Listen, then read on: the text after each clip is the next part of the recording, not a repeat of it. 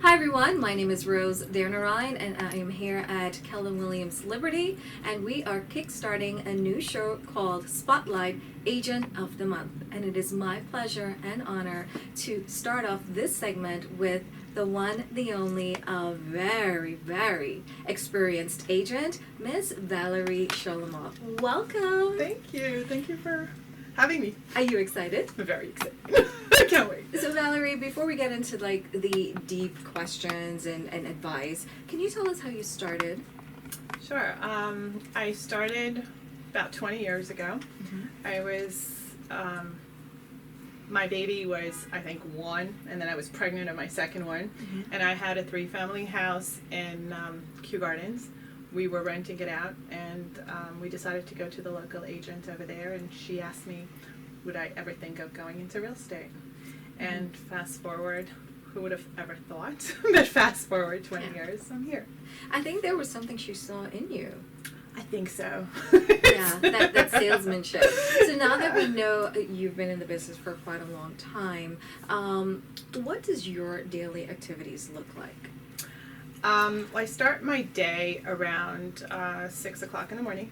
I go to the gym for an hour, and then I take my daughter, get my daughter on the bus, my youngest daughter on the bus. I come to the office, so I'm usually here between 7:45 and 8, go through my emails, and start my calls around 9. So from 9 to 11 is when I do my calls. Not always am I that religious about it, but I try to be. And when you say do your calls, you're talking about lead generation, right? Yes. And agents that are looking on, can we stress and emphasize on the fact how important it is to lead generate? It's very important to lead generate. You can't be in business if you don't. That's as simple as it is. There is no other magic pill for it.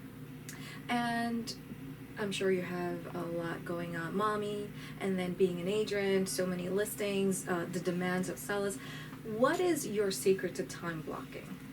So I actually do it the old way. I actually have a planner that I actually write all my things with. What I like about this planner is that it has a to-do list. So the night before, I actually write down all the stuff that I need to do.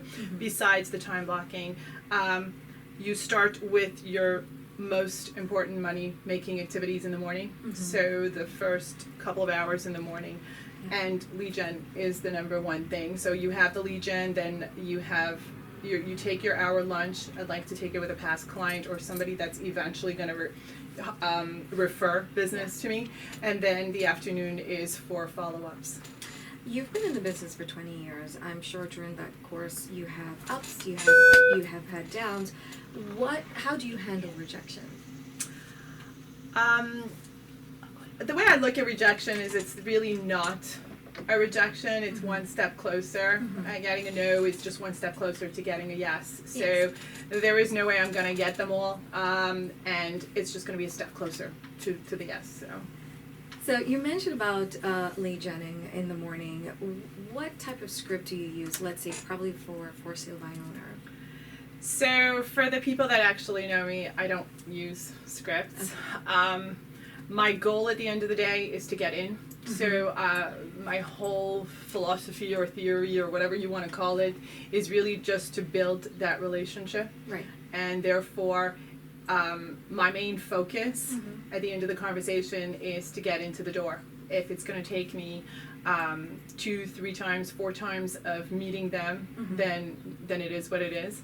But I can't say that I have a specific script for, because I treat people the way I would want to be treated, and if I get a call that's a pure sales call, then I'll hang up.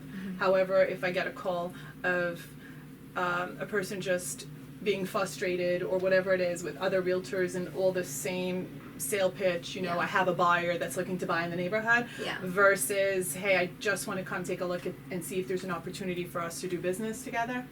It's a different feel. Yeah, well, thanks for going in depth, because I was going to ask, what's your secret, but you're right, versus sounding like a salesperson and just getting your foot in the door. What would you say new agents are doing incorrectly? I feel like new agents are not taking the business seriously. They're they're not prospecting the way they should be. They get a listing and they get all excited about it, and then they close on it, but then they forget to do the rest of it. So if I was to be a new agent again, or for the new agents that come in, follow the top agents in the office. Shadow them, ask them as many questions as possible. When we have open houses and we are willing to teach the new agents, just take it as a 2 hours free coach one-on-one, because you get to ask whatever you want. And that's the beauty about this company. It's everybody's willing to share how they become successful versus any other company in the world, which is to each their own. New agents, great advice. And I love that segue, because I wanted to touch on KW. How has KW changed your life? Wow. How did KW change my life? I had every opportunity in the world to go anywhere I want. There is no other place I would want to be. The growth, the education, being in the business for 20 years or new in the business, the fact that you can still learn from the best there is out there, from the Gary Keller himself, from the agents that produce $200 million in volume, from anybody. You're not going to a company that's just hiring motivational speakers. You're speaking to people that are in the business and how they do it and their results. So you also, besides also the profit share and the additional income that you get from everywhere, the growth is not comparable to any other company out there. Well, if you have to share with an agent who's thinking of joining KW, what is probably the top 3 things you love about KW? I love my team leader.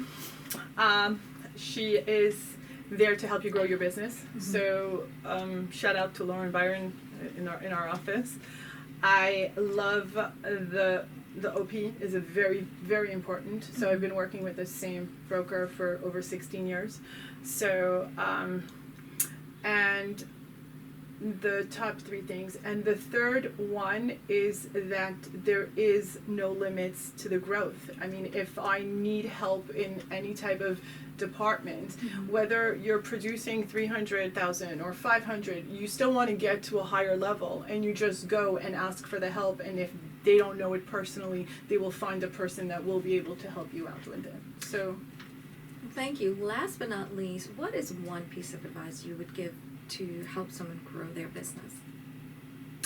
I would tell them to lead gen and to follow up. Not just lead gen. People get excited about, hey, I made 100 phone calls today. The problem is that they forgot to follow up, and then they get discouraged after a while. So it's difficult because they have no system in place. You follow the system, follow the model, follow the red book, and you're set for life, basically. Well, Valerie, thank you so much. Those priceless information. You're we welcome. appreciate taking Thank time you. out of your busy schedule. As you can see, she's really busy. Thank you so much. You're welcome. Thanks for having me.